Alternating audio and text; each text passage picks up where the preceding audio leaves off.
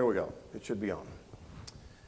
We will have a class next week, and we're going to, and this week and next week, we're going to talk about meeting each other's needs. And each lesson is independent except for these two. These two go hand in hand, even though somebody who may miss one will gain something from the other one. So we're focusing on meeting each other's needs. That's in this lesson and next week's lesson. Let's say some introductory things. And I'm primarily following as a guideline, not as the standard. The Bible is going to be a standard. I've recommended this book to several of you. Some of you have read the book by Willard Harley. He has a whole series of books out. He and his daughter, he is not a New Testament Christian, but he would claim to be a Christian. He's a religious man. But anyway, his needs, her needs, Willard Harley, Building an Affair-Proof Marriage. I would recommend it to any couple that are contemplating marriage, any couple that's married. It's good stuff. Now, typical of his style of writing, he will, if you've got one of his books, you'll see much of the same material in the next book. And they overlap a great deal. But this is one of his better books, highly recommended, not only by me, but several counselors. That's where I learned about the book, is from a counselor who was not a New Testament Christian, by the way, but was handing this book out and recommending it. We've talked about this point, but this is an important point that we're about to make here. And that is, there's two reasons for conflicts. Number one, and this is taken from Harley on page 15, if you have the book and want to know where to find the information. The two reasons there's conflict in marriage, and one is because couples fail to make each other happy, and the second reason is couples make each other unhappy. That sounds like the same thing, but they're not. It's much like the sin of omission and the sin of commission. It ends up the same, but there was two different offenses, where either you're doing something that you're failing to make your mate happy, and therefore there's a conflict. When there's divorce, when there is fussing, there's a conflict, and there will be conflicts in marriage. Even the best of marriage, there'll be a conflict at some point where so there's a little friction going on here, and you learn to resolve it. We've talked about that already. Or the other thing is you're doing something that makes your mate very unhappy. Well, primarily the thrust of this book, and we're going to focus on half of this today. This is again a reference here of Harley, that man has, and women, man and woman, has 10 basic needs. And we talked about those last times, and half of those I've got he out beside and half by she. Half of those, 5 of those are for the men, 5 of those are for the women. We're going to talk about the first 5 in our study today. But let's talk about the concept, overall concept, and then we're going to come back and talk about 5 of those needs. When needs are unmet, love is restored. Remember last time we talked about building and restoring love. If there is a conflict in a marriage relationship and they reach a point where they're pulling apart and they say, we don't love each other like we used to. And, or we fell out of love, or I just don't love him anymore, I don't love her anymore. When needs are met, love is restored. Several quotes here from Harley. He says it better than I can. Page 12, he says, by encouraging each spouse to try to do whatever it took to make each other happy and avoid doing what made each other unhappy, the feeling of love was restored. Now that's from years and years of experience of counseling. He finally came to that conclusion. He said that if I tried to get them to meet each other's needs, then that love came back and the love is restored. Page 13. This book, speaking of the very book that we're talking about here, will teach you what's most important in marriage, how to fall in love, how to stay in love with each other. I recommend people read this before they get married, and I recommend that on the first anniversary you read it again together and you go over and talk about the points. It's not a workbook as such, but some of you may have, who've read it thoroughly, gone through the worksheets. There is a whole section of appendix of worksheets back here where you work through those together, and you talk about your needs with and to each other. When needs are unmet, what we just talked about is when needs are met. But when needs are unmet, it's unfair to your mate. How would that be true? Your mate has needs, and you're not meeting those needs, whatever they are. Why is that unfair to your mate?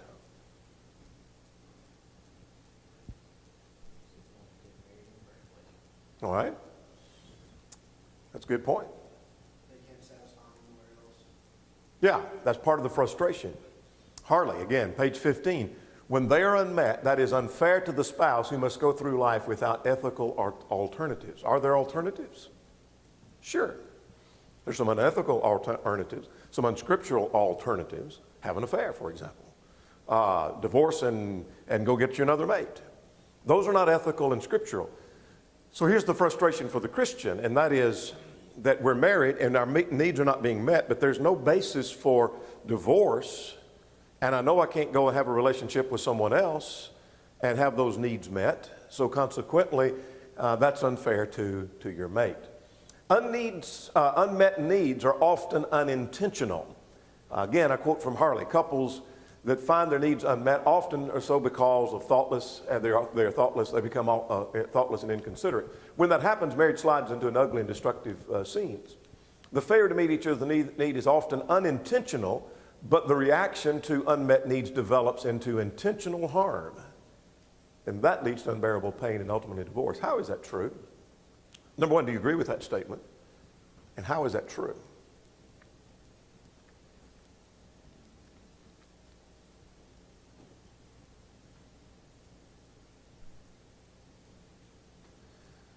We're going to talk about, she has a need, for example, for conversation. That's one of her needs.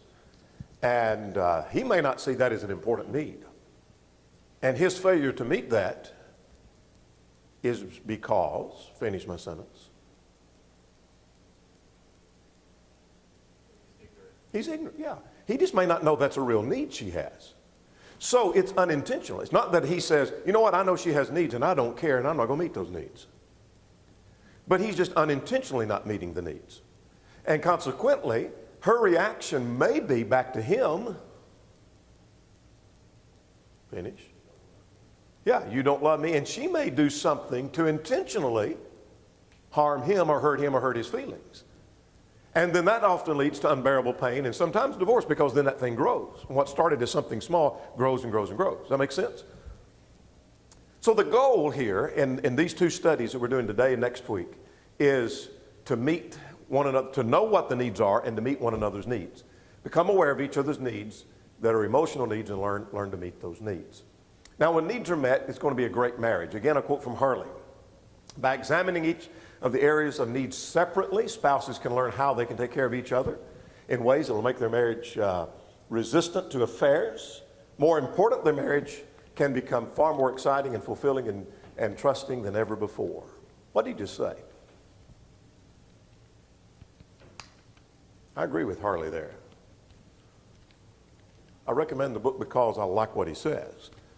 What did he just say?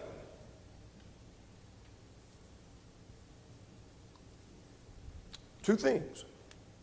Sometimes there's some unrealized potential there just because you don't know the opposite sex as well as people do. Yeah. You learn what your mate's needs are and you meet those needs, and your mate learns what your needs are and meets those needs. Then you've accomplished two things. You make your marriage resistant to affairs. Affair resistant. I mean, there's always a potential for affairs when you begin to let up on some of the principles that we've talked about already. We've talked about two basic reasons for affairs. But when you're doing what you're supposed to do, then you're building an insurance policy against affairs. But not only you're not going to have affairs, but something else. You make a better marriage. In fact, you can make your marriage better than it's ever been before. Even if you have a great marriage, you start meeting one another's needs, then it can reach the point you say, this is greater than I ever thought this marriage could be. When needs are met, could be a great marriage. We're still developing that idea. Harley says, the husband and wife who commit themselves to meet each other's needs lay the foundation for long life happiness and a marriage that is deeper and more satisfying than they ever dreamed possible, the point we just made there. Now, let's talk about reasons to meet each other's needs before we get into listing those needs. What reasons would you give? Suppose we have a couple here that's thinking of getting married, and you're trying to tell them, you know what, you need to learn to meet each other's needs. And they say, well, why? Your response, why do I need to meet her needs or his needs? Why?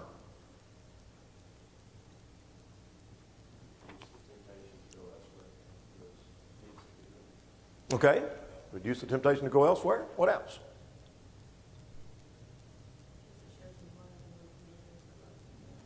Very good. We're to love our mates. Ephesians 5, husbands are to love their wives. Wives are to love their husbands. Titus 2. And if you love them, you'll meet their needs. So you can't fulfill that command without meeting their needs. Right? Would you agree? Was Tammy right? All right. Give me another reason I need to meet my mate's needs. Two have been cited.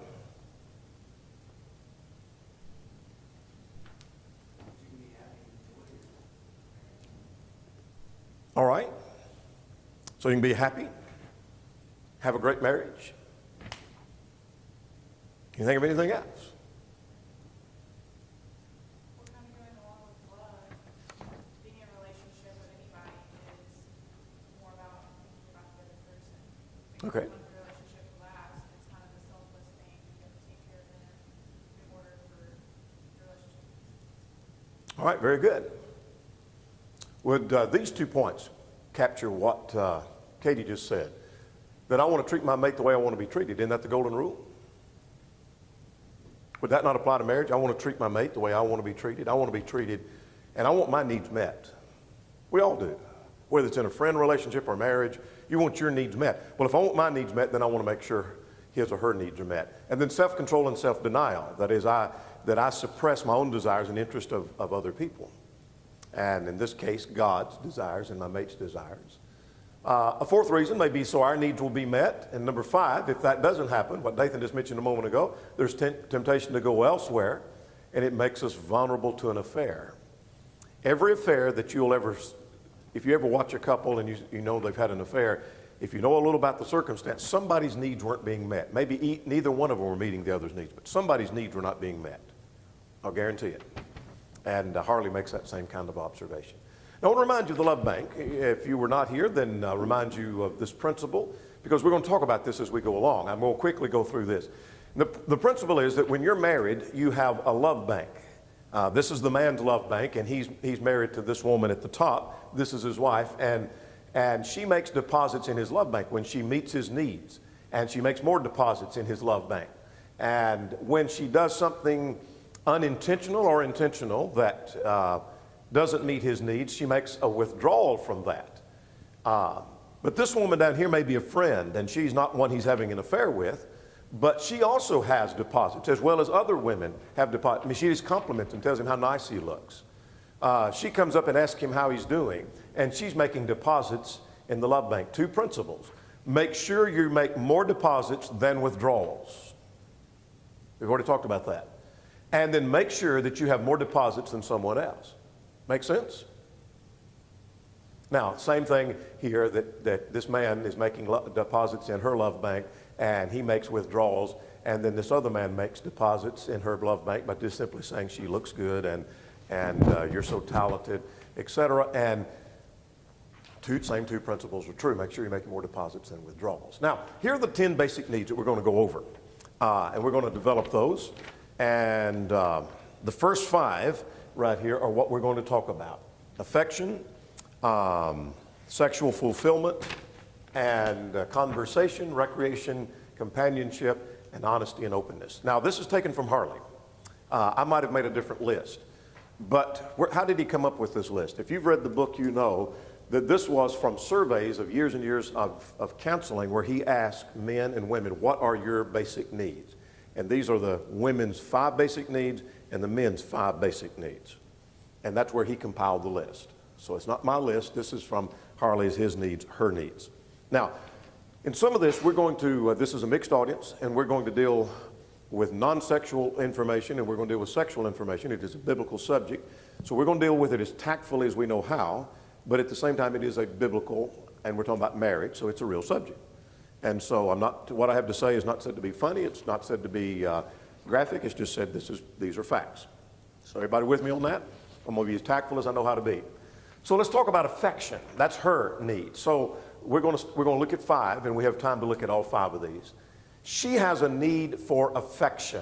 Let's let Harley define what he means by affection. Showing love through words, cards, gifts, hugs, kisses, courtesies, creating an environment that clearly and repeatedly expresses love. What did he just say?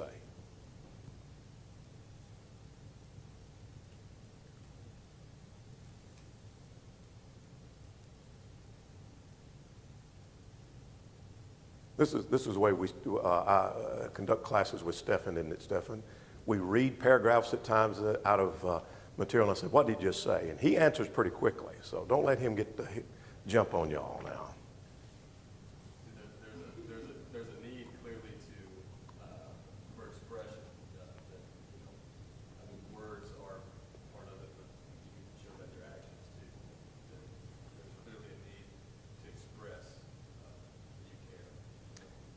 right, very good, very good. Now for her, that is top priority.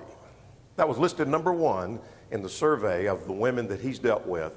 And Harley said, now, is that true for every woman? There may be some woman who says, that's not a big deal for me. There may be some man who says that the top need for other men is not his top need.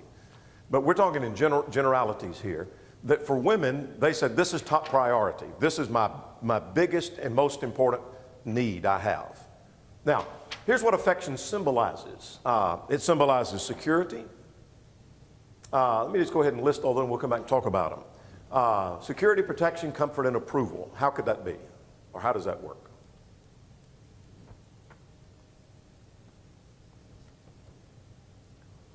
When she feels he's showing affection toward her, not to be confused with sexuality, that's not what we're talking about here. Absolutely. He cares about her, he'll protect her.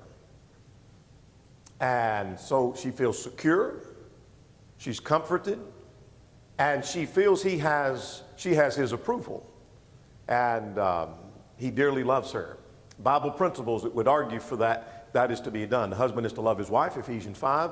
The whole quality of love, 1 Corinthians 13. You're familiar with, most everybody here is, if not everybody, is a good Bible student. You recognize 1 Corinthians 13, the qualities of love would argue for that. Now, here's what it says. Just as Tammy just mentioned. What that says is when she receives affection, that says to her, I will take care of you. It says, you're important to me. What else does it say?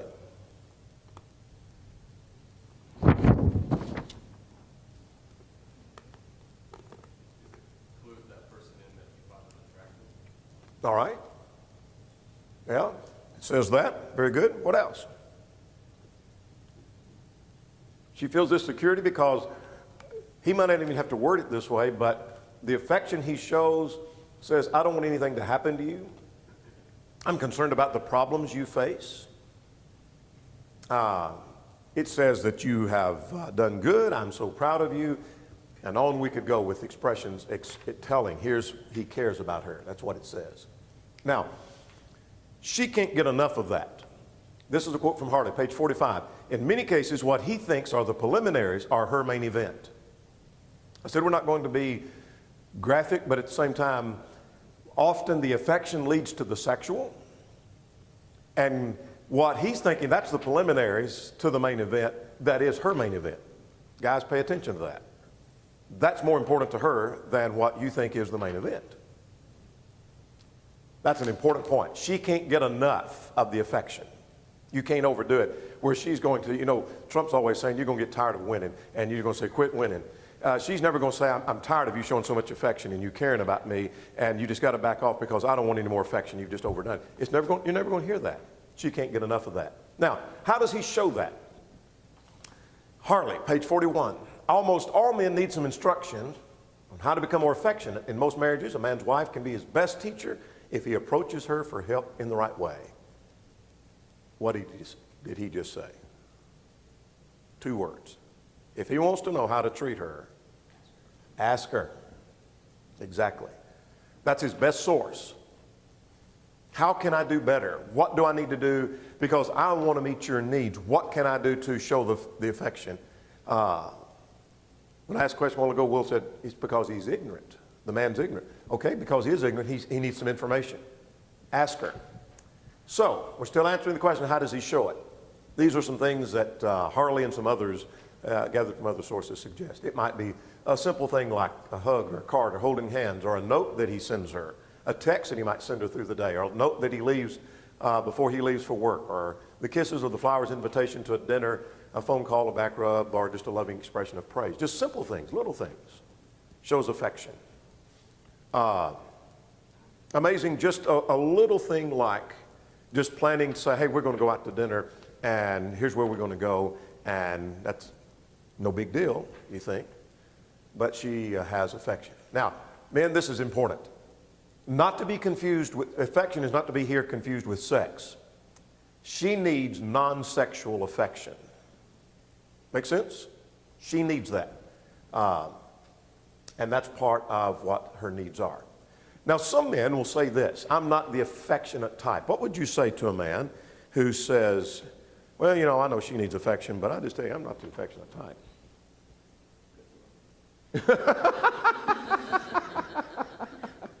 Yeah, good luck. Get over it. Get over it. You have to reverse it too, that she would say, I'm not a sexual type. Bingo, exactly. He'd better learn to be affectionate. And what if she said, I'm not the sexual type? It's a good point. Good point. I like this. This is not for me. I think this may have been from Harley. He said when he says, I'm not the affectionate type while he's reaching for a body, it's like a salesman saying, I'm not the friendly type. Sign here, you turkeys. You know, that's just not how that works. He's going to have to learn to be the affectionate type. Now, without it, she feels like she's alienated from her mate, and with it, he adds many units to the love bank. He's making many contributions to the love bank that's going to pay off. And it's going to pay dividends in the end. Now, here's a cycle. The affection and the sexual go hand in hand. When she doesn't get enough affection, she doesn't feel like the sexual relationship. And when he doesn't get enough of the sexual, he doesn't feel like showing an affection, and so it becomes a cycle. When both are meeting each other's needs, then those needs are helping meet the other needs. In an affair, a woman will only have a sexual relationship with a man who first showers her with affection. That's a general statement to which there are exceptions. But everything I've read about affairs suggests that what attracts a man to an affair may be the sexual relationship, but what attracts the woman is the affection he's showing, and that leads ultimately to the sexual outside the realm of marriage. Make sense? That's what she's looking for, is that. Now, let's talk about the golden rule, and then we're going to leave her and go to the man. He needs to treat her the way he would want to be treated if he were a woman. He says, you know what, I don't need that much affection like she needs. Okay, you're not a woman. She is. So treat her the way you'd want to be treated if you were a woman. That's what the text would say. Make sense? She can't get enough of that. Now, this is where we'll have to be delicate, but it is a Bible subject, so let's move on. Let's talk about his top priority according to the survey, and that is sexual fulfillment. What are we talking about? Well, Harley again, page 198. A sexual relationship that brings out predictably enjoyable sexual response in both of you that is frequent enough for both of you, according to Dr. Harley. Well, let's talk about biblical instruction with reference to that. I'll list here that according to Harley's survey, that's the top priority for him, for the man in a general sense. What does Hebrews 13 and 14 say? I don't mean read it to me. Tell me what the passage is saying. Me start it and somebody finish it. Marriage is honorable in all filed, yes. But the fornicators and adulterers God will judge. Now, what does that say about marriage? When it says marriage is honorable and the bed, it's talking about the marriage bed. And I know he's talking about the sexual relationship in the marriage bed because he goes on to talk about the fornicators and the adulterers outside the realm of marriage. So he's talking about the marriage relationship. But there he's talking about specifically the sexual relationship. He says two things about it. Marriage is honorable and undefiled. In other words, it's honorable and pure. It's something we don't talk about openly. We shouldn't. It's a Bible principle, and we have to talk about it in settings like this. But couples don't go around talking to other couples about their relationships because that's a private thing. But nonetheless, it's honorable and it's pure. And it's not something contrary to the biblical principle. Any passage that talks about remarriage, forbidding remarriage, argues that marriage and sexual relationship go together. How would that be?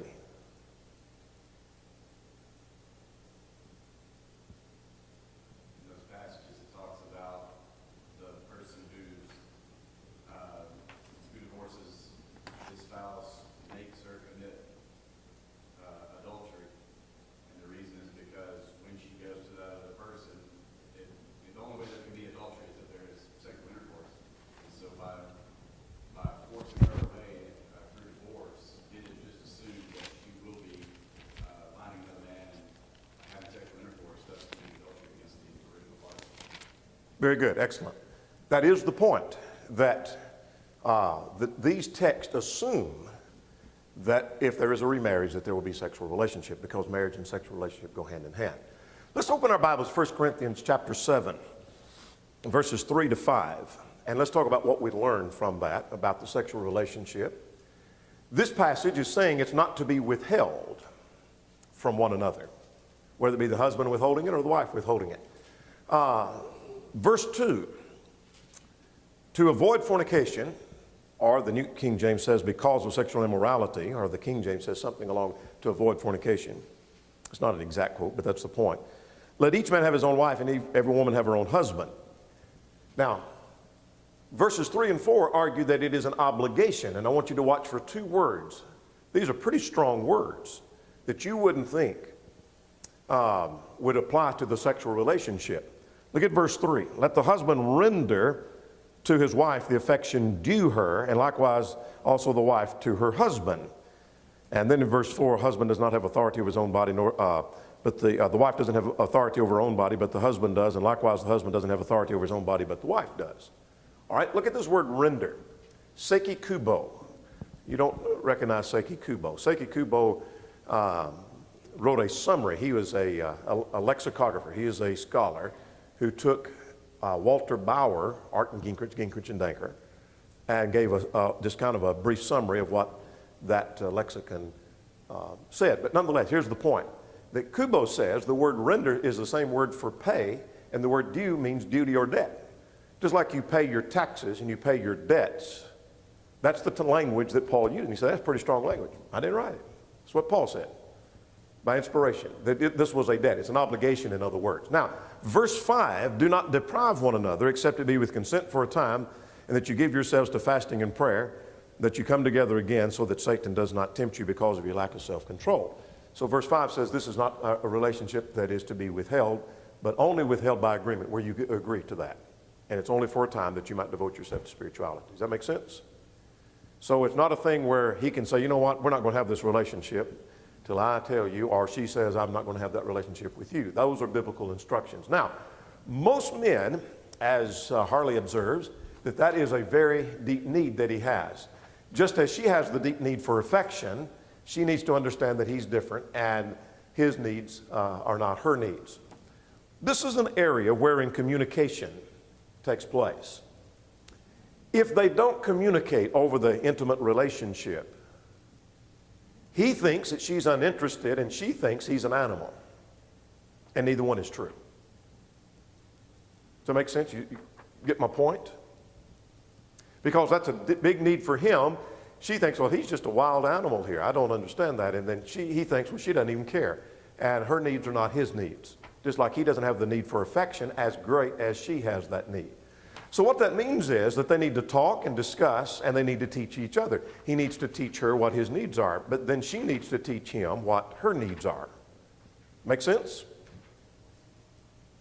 So they need to share what their needs are. And I would suggest reading some good helps. Harley is good on the subject. Some other good from, and I put in quotation, Christian writers on the subject will help you communicate one with another. Some couples have suggested without naming the books, that they're books on the subject that have helped them come to an understanding of each other's needs on that subject. Now, this is an area of a great conflict, and here's why I mentioned that. It is at the top or number 2 of most lists of the causes of divorce. I'm a little behind times and because I don't care that much about statistics. But several years ago, I really wanted to know what the latest statistics were on divorce and remarriage. What was the cause of divorce? And I looked at numerous lists. And in every list I looked at, there was 2 things. And in one list, this one would be number 1, and in the next list it would be number 2, and then number 2 would be number 1 in it. And so these 2 bounced back and forth. One was conflict over money. It was either 1 or 2 in every list. And conflict over the sexual relationship was 1 or 2 in every list.